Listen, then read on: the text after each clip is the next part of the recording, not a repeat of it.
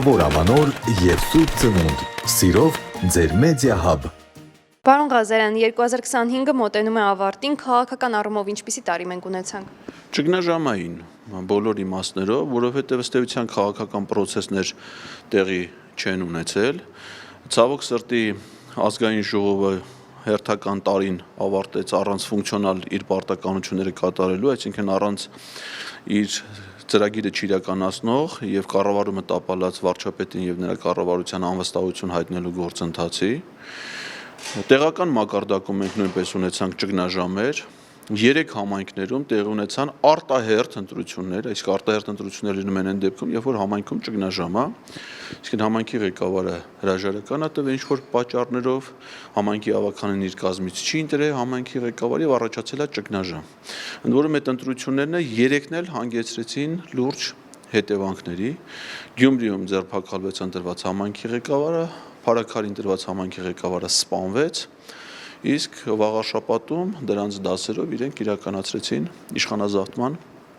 գործընթաց։ Այնպես որ լայն առումով մենք ամբողջ 25 թվականը ունեցել ենք ճգնաժամ, իսկ արտաքին քաղաքականության առումով ունեցել ենք մեծագույն մի ողբերգություն, դա այն է, որ 2025 թվականին Նիկոլ Փաշինյանը Վաշինգտոնում միանձնյա որոշում կայացրեց Մեղրին Ադրբեջանին հանձնելու վերաբերյալ, որը իրենք անվանում են TRIP, բայց դա իրականում Մեղրին Ադրբեջանին հանձնելու ծրագիրն էր եւ դա ուղեկցվեց նաեւ Ադրբեջանի հետ երկրորդ կարելի ասել հերթական, արդեն հաշվարկել չեն կարող ասենք, հերթական կապիտուլյացիան ստորագրելով այդ խաղաղության համաձայնագրի նախաստորագրման տեսքով եւ դրան զուգահեռ նաեւ լուծարվեց ԵԱԿ Միսկի խումբը, որը վերջին հնարավորությունն էր Լեռնային Ղարաբաղի խնդրի լուծման եւ դրան վերադառնալու համար։ Պարոն Ղազարյան, ընդդիմության գործունեությունը ինչպես կգնահատեք։ Մեկ էլ շատերը պնդում են, որ Հայաստանում ընդդիմությունը պիտի փոփոխվի։ Ինչ կարծիք ունեք դրա մասով։ Ընդդիմություն ֆունկցիոնալ իմաստով չկա, ընդդիմությունը ընդհանրապես գործիչներ են, ովքեր որ ֆոն են ապահովում իշխանության մարմինների գործունեության համար։ Ընդդիմությունը կլինի ընդդիմություն այնքանով, որ խափանի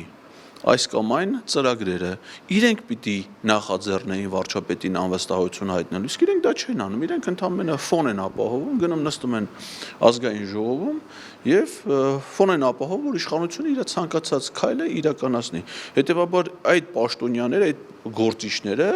այլևս իմ կարծիքով քաղաքական հայտ պիտի չներկայացնեն, որովհետեւ իրանք այս տարիների ընթացքում ցույց տվեցին իրենց անգործությունը, որ իրանք չեն կարողանում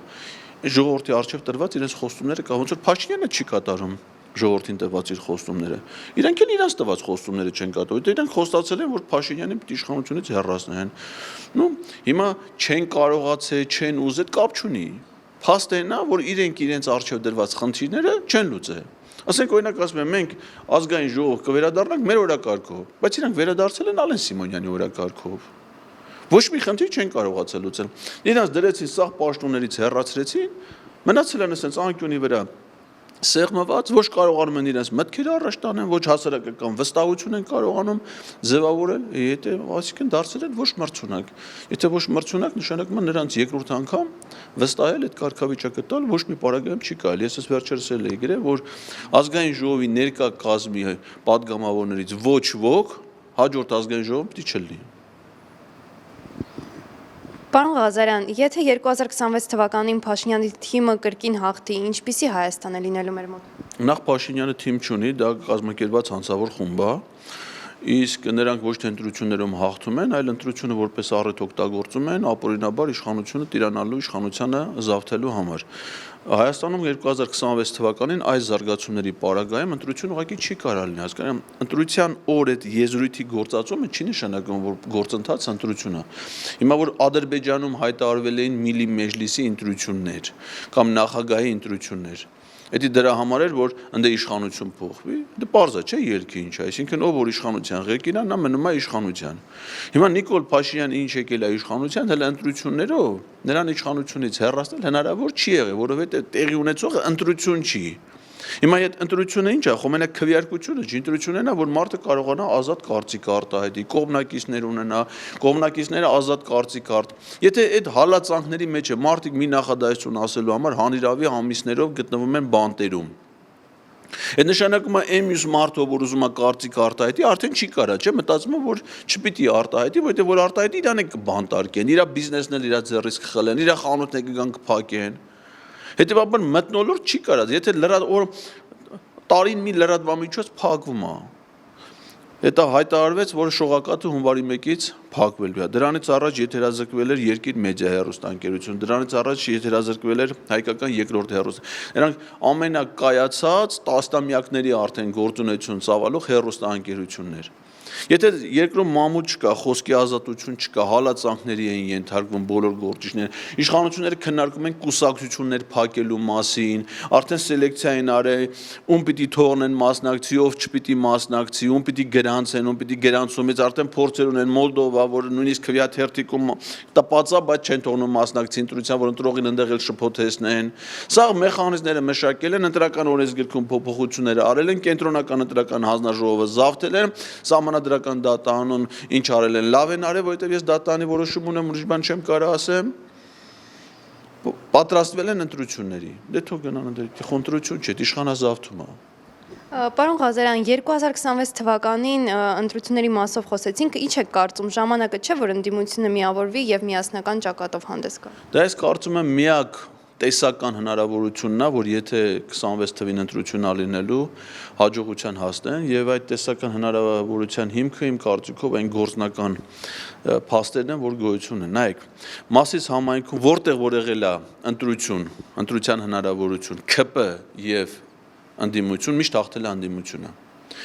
Գորիսում հենց ժամանակ Արուշ Արուշանյանը, որ ընդդիմադիր էր դիրքավորված, բանտում էր նստած, չէ՞, հիմա դա առ Նիկոլական։ Բայց այն ժամանակ ինքն էր մենակ ու ՔՊ-ն ինքը հաղթեց։ Կապանում ընդդիմություններ ու ՔՊ ընդդիմությունը հաղթեց։ Քաջարանում հենց ժամանակ Աննա Հակոբյանին ծաղիկները չէր նվիրել։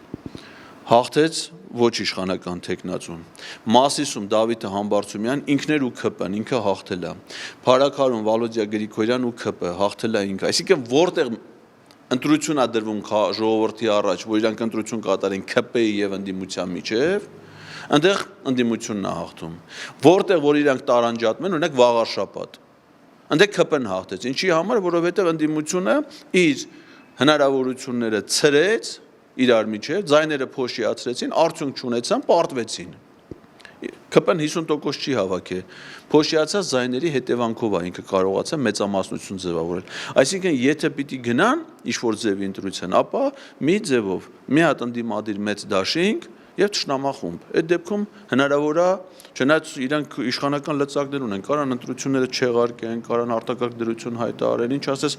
ապօրինություններ, բայց եթե հերթ հասա որ մարդը պիտի գնա քվեարկի 100% պարտվելու են։ Պարոն Ղազարյան, ինչ ակնկալիք ունեք 2026 թվականին։ Ես մեծ երազանք ունեմ, ուղղակի որ 2026 թվականին մեր պետությունը չվերանա։ Դե մեծ սիրով շնորհավորում եմ մեր ողջ ժողովրդին, այդ թվում նաև նրանց, ովքեր պարբերաբար հետևում են մեդիա հաբի նրա հաղորդումներին, ցանկանում եմ նրանց առաջին հերթին նրանց բոլոր ընտանիքներում հաջողություն եւ եթե հետևում են մեդիա հաբի, նշանակում ակնկալիք ունեն, որ այն իմ անհանգստությունը, որ 26 թվին պիտի պետությունը վերանա, դա տեղի չի ունենա։